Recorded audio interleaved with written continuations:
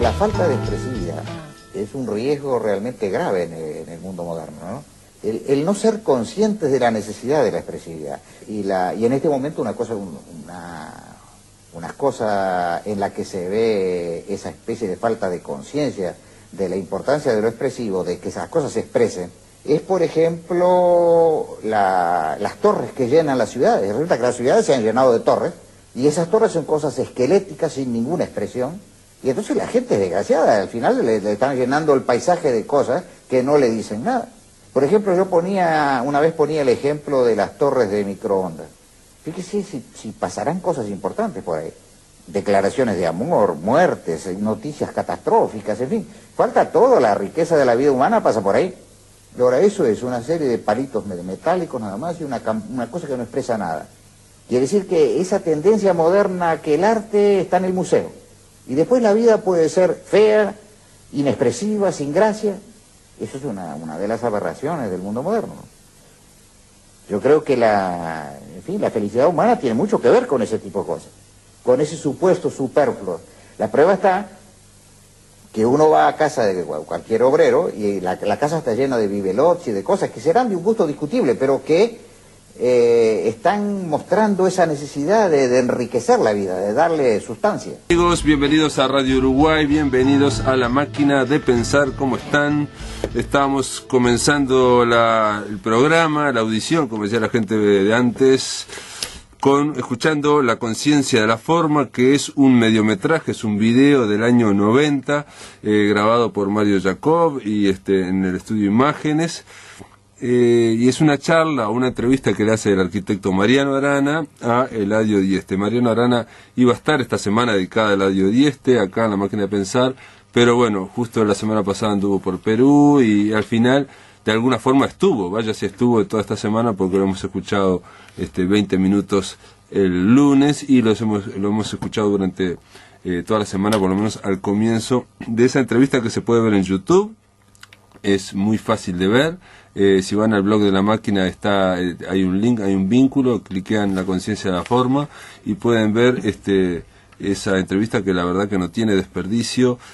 Yo vuelvo a decir que esta semana dedicada a Eladio Dieste acá en La Máquina de Pensar tiene mucho que ver con el pensamiento y con la escritura de este hombre, que yo por lo menos lo descubrí ahora, que me pareció que era muy buen escritor. La verdad que la forma en que él explicaba y escribía tenía mucho de poética, pero bueno, para hablar de Eladio Dieste estamos recibiendo acá al arquitecto Esteban Dieste. ¿Cómo andas, Esteban? Bien, muy bien. El arquitecto Esteban Dieste, ustedes se fijarán que tiene el mismo apellido que Eladio porque es el segundo de los 11 hijos de Dieste y fue uno de sus colaboradores más directos. Me decías que estuviste trabajando mucho tiempo con tu padre. Sí, trabajé 20 años, desde el 75 al 95. Y antes del 75, muy tempranamente en conversaciones con mi padre, surgió mi inclinación por la arquitectura, ¿no? Son 11 hermanos, hubo otros, me decís que uno fue ingeniero, hubo otros, digamos, del rubro. Sí, de los 11 hermanos, cercanos a la profesión, mi hermano Antonio, que es ingeniero civil y trabaja en cálculo de estructuras, ¿no? Y que también trabajó unos cuantos años con papá. Él se fue antes que yo de la empresa cuando formó su propio estudio de cálculo. Y bueno, y después mi hermano Eduardo, que trabajó muchos años en la parte de administración de la empresa Dieste y Montañés. También, en definitiva, coincidimos en nuestros años más jóvenes de profesión, al lado de papá, ¿no? Después circunstancias particulares en cada caso hicieron claro. Y de alguna forma cada uno va tomando su camino y de alguna forma no quiere decir que haya que seguir el mismo de tu padre. Digo, por ejemplo, vos como arquitecto trabajás con el ladrillo, trabajás, digamos, con... bueno, fundamentalmente he trabajado cuando trabajé al lado de él, participé en varios proyectos de los que él hizo, no en el cálculo estructural específicamente, porque en eso estaban los ingenieros de la empresa. Yo era, junto con el arquitecto Castro, que mayor que yo, que hacía años que estaba en la empresa cuando yo entré, éramos un poco las ovejas negras, era una empresa más de ingenieros, ¿no? Mi padre lo consideró un arquitecto y muy destacado como tal. Y Castro y yo nos ocupamos más del diseño específico arquitectónico de las partes de las obras que no tenían que ver esencialmente con lo estructural. Ajá. ¿Y cuál sería, digamos, para la audiencia, digamos, para mí también, que digamos, gente que no estamos en el tema, cuál sería la diferencia?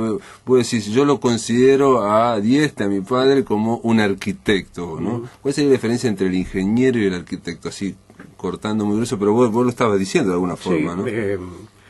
En definitiva son dos profesiones que se entrelazan mucho. No en vano las dos facultades en la vieja, en el viejo local del hotel de inmigrantes ahí en Ciudad Vieja, donde después funcionó la escuela de enfermería. Ahí funcionaban, es un edificio que no hace mucho compró Sacos, está frente a la bahía. No recuerdo en este momento las calles, las esquinas. Sí. Si uno va saliendo hacia el oeste antes del Club Neptuno, ese edificio grande que hay, ahí funcionaban la Facultad de Arquitectura y Ingeniería juntas. Mi padre tuvo contacto con muchos arquitectos de su generación, vamos a decir, ¿no? Y en definitiva, el arquitecto se dedica más a lo que diríamos son las definiciones de los espacios que el hombre va a usar en sus diferentes actividades, ¿no? Y el ingeniero se dedica más a la parte estructural, que es la parte que hace, haciendo una referencia al cuerpo humano, se dedica más a los huesos, a lo que hace sustentable esa arquitectura que los arquitectos proyectamos. Y los arquitectos, papá creo que tenía la gran virtud justamente de lograr una enorme coherencia, pongo como ejemplo la Iglesia Atlántida, entre lo que es el espacio para ser usado, la forma exterior de ese espacio y la estructura, porque la forma tiene muchísimo que ver y mucha coherencia con lo estructural en su caso. Es un ejemplo destacado en el mundo por eso, y creo que bastante original. La originalidad de tu padre iba desde el punto de vista del pensamiento también. Yo leo escrito sobre arquitectura de Eladio Dieste y lo decía y se lo comentaba a amigos escritores, pero mirá que tiene algunas cosas de escritor que son impresionantes, ¿no? Por ejemplo, porque lo he dicho durante toda esta semana y me gustaría poner ejemplos, si no, parece que uno está diciendo, estamos diciendo vamos arriba. Sí. Por ejemplo, él en un momento critica el dominio tecnológico del plano, eso lo comenté en esta semana, en el sentido de que los arquitectos están muy acostumbrados a dominar y a pensar y a imaginar con el plano, ¿no? Y entonces, la tiranía de la escuadra y la reglatez. Exacto. Claro, ¿y qué pasa cuando uno imagina o plantea cosas que no son tan fáciles de representar en el plano? Porque es mucho más fácil de representar un edificio que te sea rectilíneo, ¿no? Exacto. Más fácil de dibujar, más fácil de reducir a esquemas que se puedan calcular en forma sencilla. Claro. Si empezamos a usar formas más libres, es más difícil sobre todo intuir cómo esas formas van a trabajar.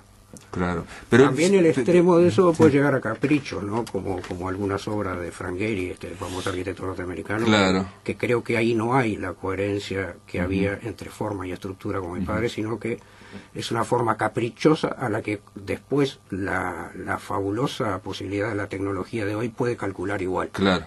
O como el nido de pájaros del estadio que se hizo en Pekín, ¿no? Que es una forma que puede ser considerada bella y todo lo demás, pero desde el punto de vista estructural es una arbitrariedad que hoy y un capricho que hoy los métodos informáticos permiten de todos modos calcular qué pasa en cada nudo y a ese nudo ponerle los refuerzos necesarios para que aguante. Para que se aguante. Pero de lógica estructural no tiene nada. El arquitecto que mencionabas al principio es el norteamericano, ese arquitecto. Sí, el del Guggenheim de Bilbao. Exacto, el del Bilbao, que parece todo medio aplastado, todo parece medio como... Es una escultura, es discutible si me gusta, si no me gusta, pero coherencia desde el punto de vista estructural, y yo diría que hasta desde el punto de vista de un uso racional de los recursos sobre la tierra, como decía mi padre, ¿no? Es bastante discutible. Y desde el punto de vista económico. Puede justificarse desde el punto de vista económico, ¿no? Los economistas dicen, Bilbao ganó mucho con ese museo porque eso le da a la ciudad. estoy de acuerdo Sí, con eso, claro, pero con claro. ese, con aquello que decía mi padre de la economía cósmica, no sé si está tan... ¿Y qué sería tan lo de la economía La cósmica? economía cósmica, según vos ves, sería como un acuerdo, vamos a decir, un respeto a los recursos que la Tierra nos da, como recursos finitos, un respeto al aprovechamiento de esos recursos de una manera lo más ajustada posible, lo más económica en el buen sentido posible, para que sean aprovechados por la mayor cantidad de los que vivimos sobre la Tierra de la mejor manera posible. Claro, claro, claro. Y que aparte de alguna forma tenga en cuenta el contexto también, ¿no? En que se va a hacer, digo. Exacto. Que no es lo mismo una solución para Jung, por ejemplo, Exacto. que para Canelones, para Exacto. Montevideo o para Buenos Aires. Que eso es cada vez más difícil de pensar en el mundo global, ¿no? O sea, lo que nuestro profesor, mi profesor Vallardo en la facultad en su momento nos decía, la gran importancia para una obra era el hombre, el sitio, el medio. O sea, tener en cuenta no solo el hombre, sino los materiales del lugar, el clima, la orientación, todos esos aspectos que hacen que la arquitectura pase a ser algo coherente y amigable con el ambiente, como se dice ahora, ¿no? Claro, o coherente con el lugar donde se va a implantar. Aquí, por ejemplo, el Radio 10 te dice que el dominio tecnológico del plano, voy a saltar alguna cosa, dice, otorga, digamos, para la arquitectura fue una evolución y consiguió dominar, digamos, el espacio representándolo. Pero dice que eso trae un problema cuando la humanidad domina algo, dice, porque la seguridad racional sobre un problema crea una confianza en sí mismo y hasta al principio produce una embriaguez interior. Y eso me encantó, una embriaguez interior, porque es de... metafóricamente está diciendo del ser humano cuando está dominando algo y se embriaga interiormente, porque se siente seguro y satisfecho, y ahí empieza a hacerlas después a macanearla, digamos, ¿no? En otro momento, digo, simplemente para comentar las partes como escritor, dice, en otro momento dice, a ver si lo encuentro por acá, pero más o menos dice el tema de que hay gente que le objeta, o sea, que él veía caras que no le gustaba, digamos, o sea, arquitectos que no le gustaba mucho, pero que no formulaban sus objeciones, ¿no? No se lo decían, ¿no? Sí. Entonces él escribe, para que lo estoy buscando acá, pero me quedó muy grabado porque me sorprendió. Sí. Él decía que hay que precisar, porque lo no dicho y lo no precisado, dice, tiene la fuerza ciega de lo indiferenciado. Sí. Es impresionante, la fuerza ciega de lo indiferenciado es aquello que es parte de... La fuerza ciega es una fuerza que no tiene racionalidad. Exacto, y que al final puede ser oposición a determinadas cosas. Bueno, pero estos son simplemente ejemplos. Y ahora voy a poner otro ejemplo, que es la casa donde viviste vos, la casa de Eladio Dieste, la memoria descriptiva. Digo, para que vean cómo este hombre escribía para proyectar su casa, ¿no? ¿no? Él decía, por ejemplo, hay que buscar que los ambientes den espacios exteriores que los prolonguen, de manera que sin una gran área edificada, y por lo tanto a bajo costo, se tenga una sensación de amplitud y de nobleza. Eso uno lo puede entender. Exacto. El sexto punto dice, buscar que además del paisaje natural y del que crea la arquitectura, sea también el rico paisaje humano, o sea, que unos a otros se vean en los distintos ambientes de los que viven en la casa, ¿no? Porque se tiende en la arquitectura a dar independencia en los cuartos y a que la gente no se vea entre sí. Y él llega a agregar en esta fundamentación, que parece muy racional, dice, me parece que esto en general se tiene poco en cuenta, nos preocupamos de los que han de habitar las viviendas que construimos, vean los árboles, el mar, las estrellas, pero olvidamos a veces que el hombre es más que el mar y las estrellas, y que si estamos sanos, nada deseamos tanto como el vernos los unos a los otros, y que es viéndonos que de veras vemos el mar y las estrellas. Impresionante para fundamentar la idea de, o por ejemplo del living, de la sala de estar. Sobre todo en las áreas, es muy poético, ¿no? Sobre todo en las áreas de relación de la casa, ¿no? Claro. Del estar se veía el comedor, a través de, estoy describiendo la casa, ¿no? A través del estar comedor, a través de un patio se veía una galería que estaba delante de los dormitorios, que eso sí tenían su intimidad, ¿no? Y hacia el otro lado, desde el estar, había una terraza que estaba a un nivel sobre la calle, y desde allí, a través de un muro calado, se veía el mar. Y cuando decís que porque él dice también la sala de estar, esto no lo voy a leer, pero digo, la sala de estar, dice que en vez de solucionarla con un cuarto grande donde hay se diferencian los espacios con los muebles, la idea de él fue crear como 3 niveles. Había o 3 espacios. 3 sectores. Llegaba por una escalera a un primer plano donde estaba lo que podríamos llamar la zona de estar.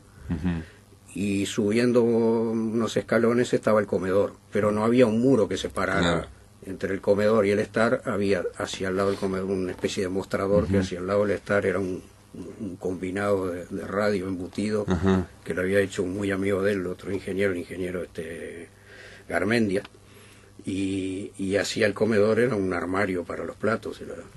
O sea que estaba separado como una especie de mostrador nomás. Los espacios estaban vinculados. Claro. Y un poco más relegado había un espacio más pequeño que era el estudio de él, que tampoco estaba cerrado totalmente. Para poder él estar en su estudio, pero poder a la vez ver y ser percibido por los que van pasando para un lado y para el otro. El proyecto original era más abierto que lo que resultó definitivamente, porque después él se dio cuenta. Yo ya era un adolescente de 16 años, pero los hermanos más chicos andaban corriendo ahí, y llegó a la conclusión de que en determinado momento necesitaba más intimidad, y entonces lo cerró un poco más. Impresionante, lo tuvo que cerrar, o sea que la interdependencia también a veces tiene sus problemas. En otro momento de la memoria descriptiva dice que los muros van a ser de grueso, de 40, 60 centímetros. ¿Por qué? Porque así va a poder entrar el cajón de la cortina y no se ve desde el lado de afuera, sino que queda embutido, y en otros lugares puede haber un armario, puede haber una biblioteca usando ese o el propio sistema de calefacción por aire caliente que iba entre los 2 muros. En definitiva, sí, lo hizo así. Usualmente los muros dobles de ladrillo, con el muro de ladrillo visto exterior y el interior revocado no, son muros de 2 ladrillos que tienen 12 cada uno, una pequeña cámara eventualmente, y da un muro groseramente de 30. Aquí el muro era casi de 50 centímetros. Entonces esa cámara en el medio alojaba el cajón de la cortina a enrollar, la salida de un ducto que recorría las paredes y la salida del aire caliente, y en algunos rincones o una biblioteca, y después además todas las luminarias no eran artefactos sobresaliendo de la pared, sino que eran como nichos en la pared, a los que después se le puso un acrílico translúcido y una lámpara adentro, ¿no? O sea que las luminarias estaban como integradas a la superficie del muro. Eso pienso yo, como la casa tenía un solo material, el ladrillo, y todo ladrillo, sí. El afán, en cierto modo, de que el diseño reflejara esa sencillez de que el muro es una sola superficie y no interrumpirla con cosas que aparte hicieran alusión a lo decorativo. Ahí quizás también resabio de la arquitectura racionalista, ¿no? De la que él participó, porque cuando él estudió estaba muy en efervescencia todo el movimiento moderno, ¿no? Y yo recuerdo que recibía la arquitectura de Gaudí, por ejemplo, donde se publicaban las obras de Le Corbusier, ¿no? O sea que muy bien, estaba pensando después, podemos seguir hablando, pero después de la pausa, de la casa de Eladio Dieste, y podemos conversar un poco cómo fue trabajar al lado de este hombre y bueno, cómo fue su enfoque integral de la empresa. Pero esto después de la pausa, continuamos aquí hablando con el arquitecto Esteban Dieste. En el aire de Radio Uruguay, La Máquina de Pensar.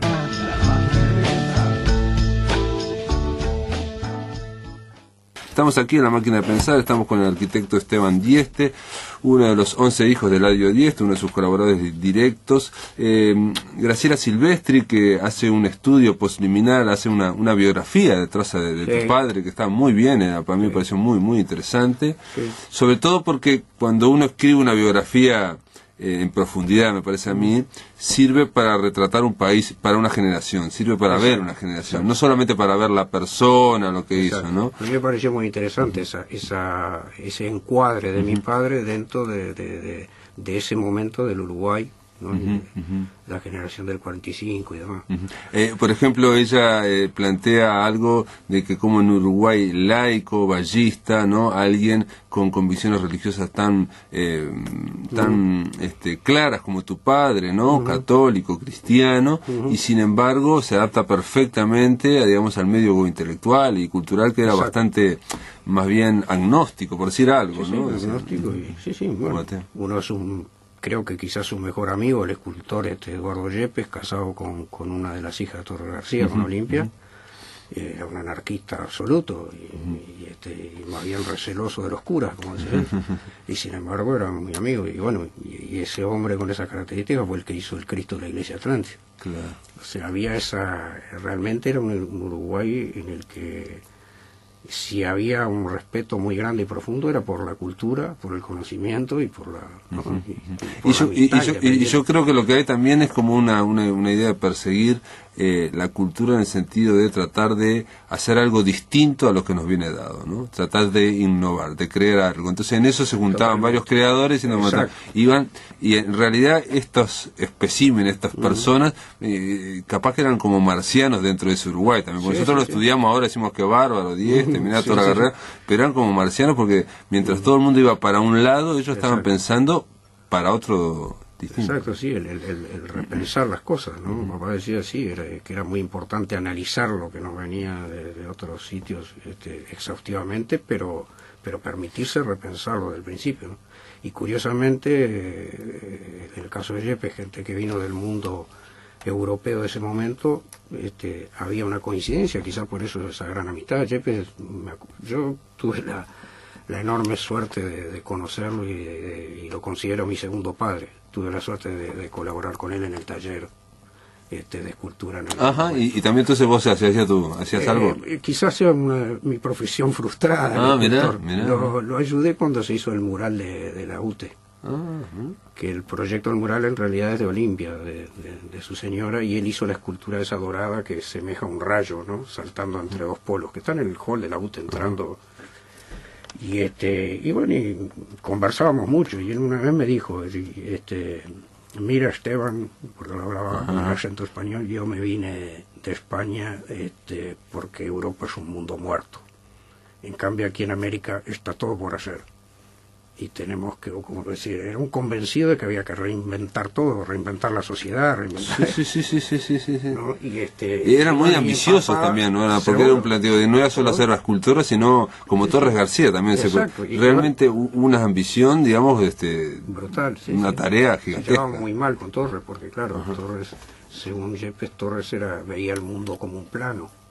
Claro, él siendo escultor, ¿no? Lo veía en 3D. Decía, tengo la angustia del espacio, por eso hago escultura. Bueno, y con mi padre coincidían mucho en el que esas dos personalidades tenían mucho que hablar, mucho que discutir. Se peleaban mucho, pero a su vez... Tu padre menciona, por ejemplo, a un capataz o a alguien, un tal Vittorio. Lo menciona como diciendo, incluso en el video dice, esa persona es se puede hacer un libro, se puede escribir algo, solamente de ponerse a conversar con él.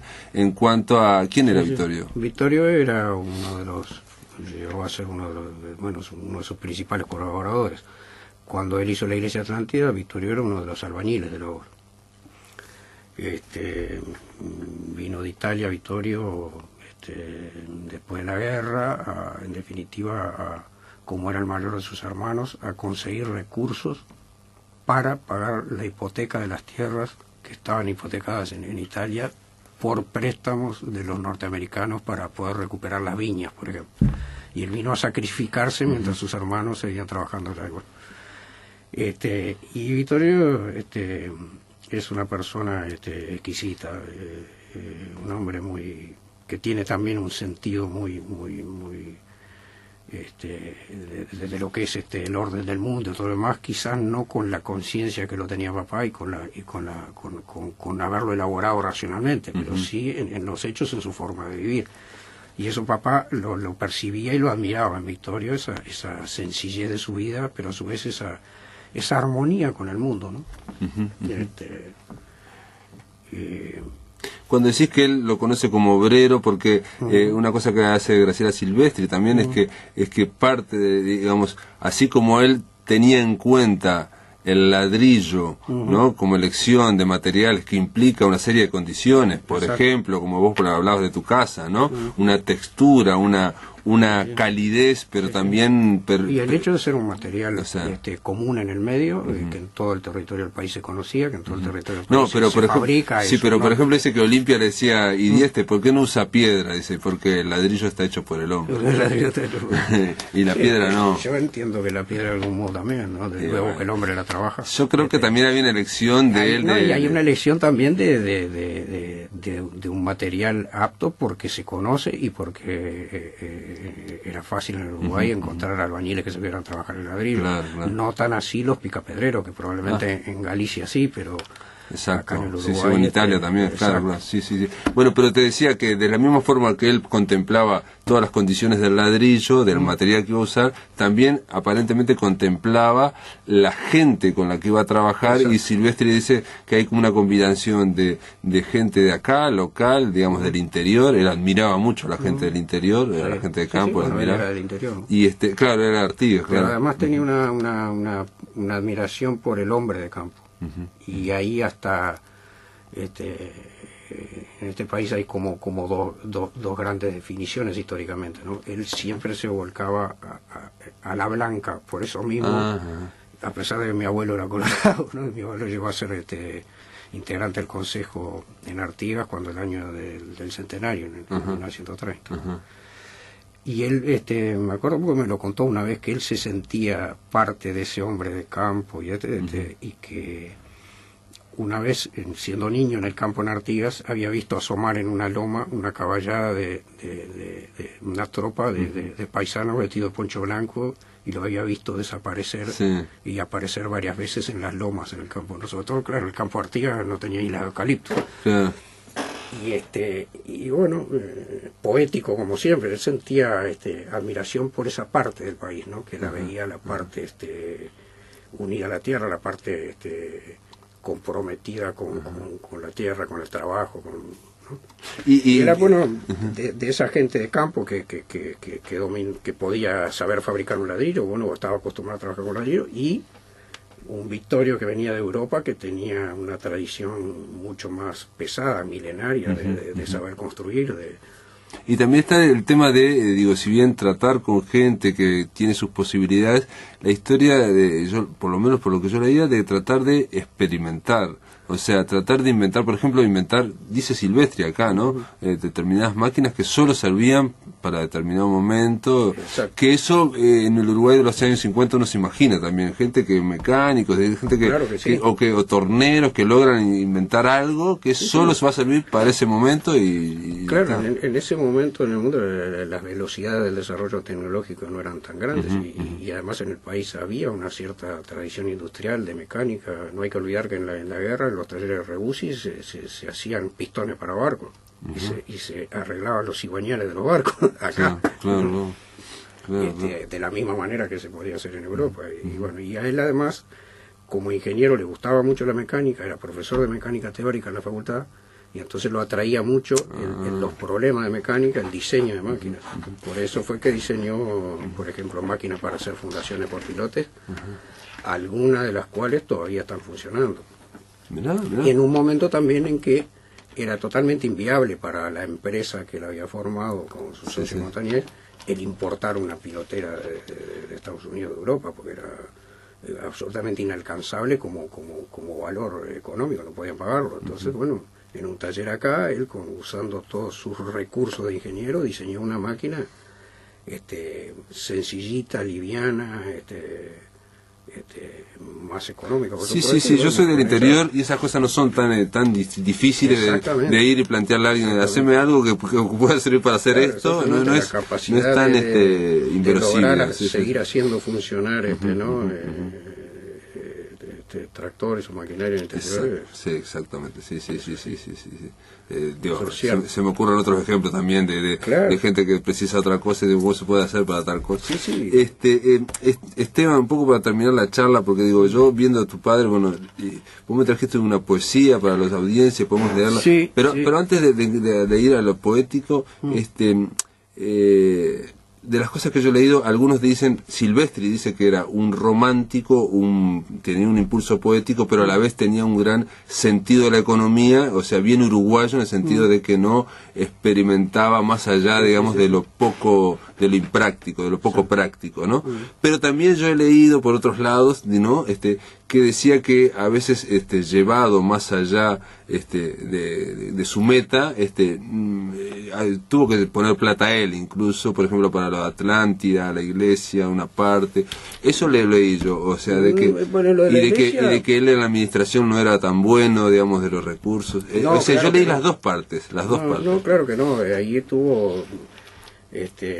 Hay un Juan Arturo Grompone hizo un trabajo que se iba a publicar, después no se publicó, para la Facultad de Ingeniería, donde hace una especie de biografía de papá, y él, a mi modo de ver, con mucha justeza, dice que al lado de un gran hombre siempre hay alguien que está haciendo posible eso. Claro. ¿No? Para empezar, cita que fue casi milagroso que mi padre de Artigas vino a estudiar a Montevideo porque el padre de Juan Arturo lo cobijó en su casa. Y Juan Arturo es Juan Grompone, sí, el que Juan conocemos Arturo a Juan Grompone. Exacto. Y bueno, ahora me perdí. No, que al lado de un gran hombre tiene que haber ahí un administrador. Entonces, En este caso está Montañés, pero también su está... socio, Eugenio Montañés, sí. que fue un compañero de generación, ingeniero, sin duda fue el que ponía cabeza, no cable a tierra en cuanto a lo económico y a la administración y a la marcha de la empresa. Y después ni que hablar mi madre, ¿no? Que se ocupaba de nosotros y se sacrificó mucho en función de bueno, eso lo dice también Graciela Silvestri, también exacto, lo dice que...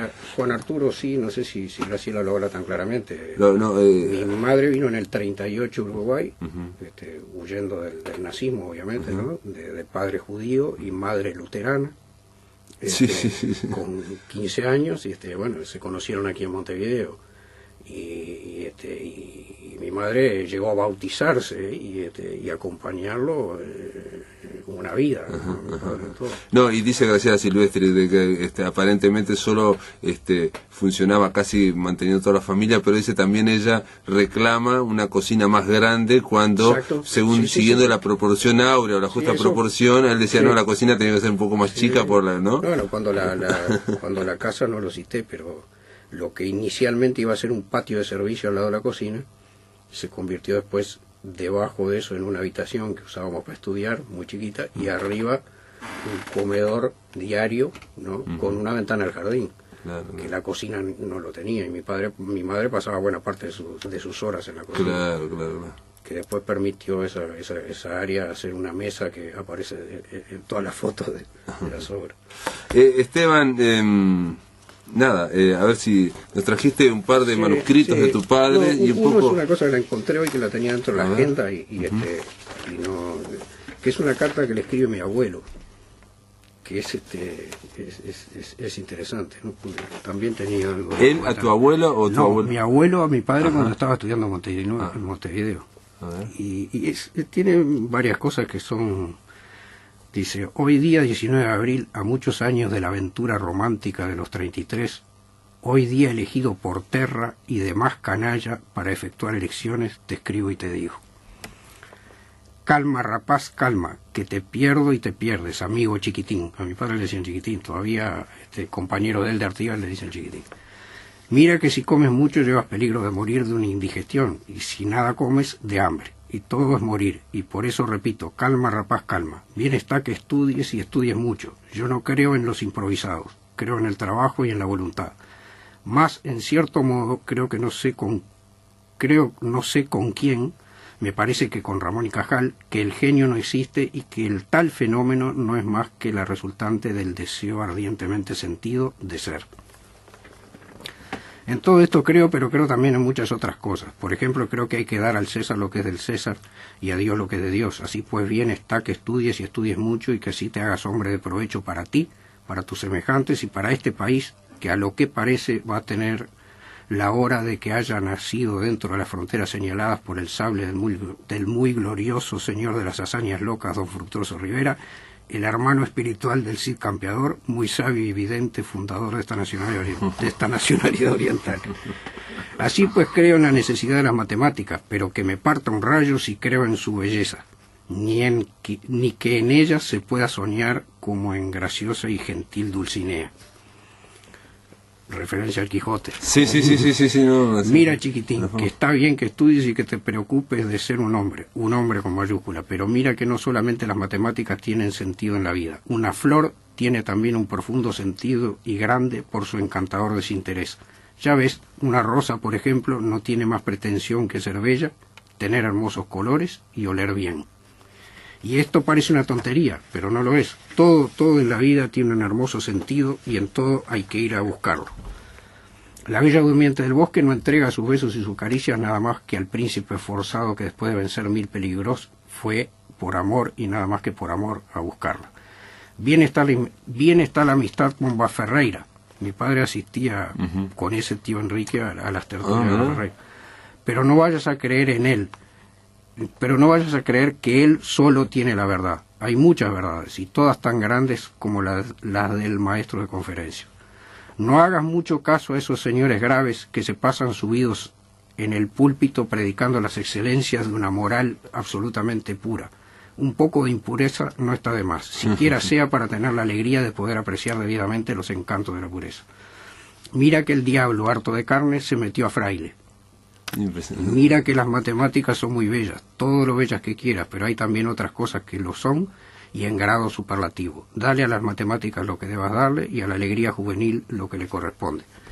No te falsifiques, porque esto sería la mayor deslealtad que podrías cometer contigo mismo. Así, cuando te guste una mujer, una poesía, cualquier cosa bella y grandiosa que nada da sino gracia y belleza, no digas, por ejemplo, que 2 y 2 son 4, sino que 2 y 2 son 83, o lo que sea, según el momento, las circunstancias y lo que te pida la divina embriaguez del momento. Vive una vida completa, estudia mucho, pero después de estudiar y de cumplir con tus obligaciones, te sales a la calle, das 4 saltos, rompes una lamparilla eléctrica, te vas a un jardín, robas una flor, y si te viene el guardián, le meas por encima y te escapas.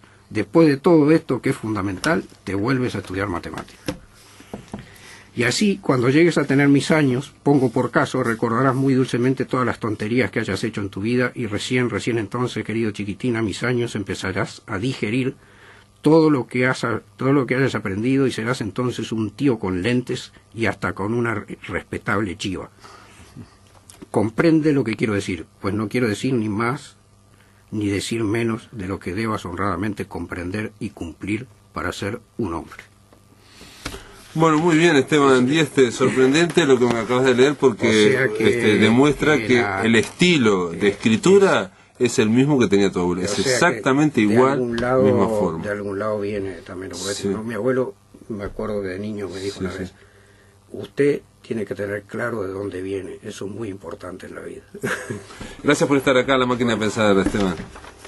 Amigos, después de la pausa continuamos aquí en La Máquina de Pensar. En el aire de Radio Uruguay, La Máquina de Pensar. Bueno, amigos, estamos aquí en el tercer bloque, estamos conversando, esto es interminable con Esteban Dieste, porque realmente, Esteban, usted puede irse, pero vale la pena, yo te lo digo acá, micrófono abierto, que todo ese material que me mostraste, habría que ponerlo por lo menos en internet, no sé si publicarlo, pero que sea accesible. Gracias por estar acá, te mando un abrazo, y ahora quiero darle la bienvenida a otro amigo que también sabe lo que es pensar, o es eso. Fucho Musiteri, ¿cómo le va, Ferrucho Musiteri? Bien, ¿quién es que habla? Estamos hablando con Esteban Dieste acá, que ahora se está yendo, que es el hijo de Eladio Dieste, y estuvimos hablando... entendí, sí. Pero bueno, vos, muy bien. Bueno, el hecho de estas imágenes que filmamos ahí fue que hace 7 o 8 años una movida literaria ahí. Espera, Fucho, espera, que quiero aclararle a la gente que mañana va a haber a las 19 horas en la Casa de los Escritores del Uruguay, en Mercado de la Abundancia, en el primer piso en San José Yaguarón, vamos a estrenar un documental tuyo que filmaste, Un Solo País. ¿En qué consiste ese documental? ¿Cómo fue que vos muy simple, lo filmaste? es muy chiquito. Fue una pequeña aventura de tomar un ómnibus a las 11 de la noche, recorrer todo el Uruguay hasta Bella Unión, y ahí llegar de madrugada con lluvia y eso, pero se desarrolló una jornada muy interesante donde participaron muchos jóvenes y estudiantes, inusitado. Fue muy agradable encontrar un recibimiento de ese tipo, donde la atención de los muchachitos fue muy grande. Participaron varios escritores, se hicieron 4 eventos de eso, pero yo solamente fui a filmar ese de Bella Unión. Se hicieron otros en otros lugares del país. Pablo lo sabe bien, fue él uno de los organizadores. Cuando vos fuiste a Bella Unión, estamos hablando de que filmaste, tomaste un registro fílmico, donde incluso en la filmación ya ibas casi editando, diría yo, de lo que es una feria del libro, pero no era una feria del libro la de Bella Unión normal, no era la típica feria del libro que uno se imagina. No era, exactamente, no era una feria del libro donde se amontonan los libros en unas mesas y la gente ojea un poco, no. Ahí participaron los chiquilines, se ve en la película, se ve público, gente interesada, dando vuelta, y además la presencia de algunos escritores que leyeron sus textos. Fue para mí fue una experiencia muy interesante, y más que nada el comprobar que los estudiantes no son lo que nosotros queremos alegar ahora, son chiquilines que están interesados en desarrollar sus aptitudes.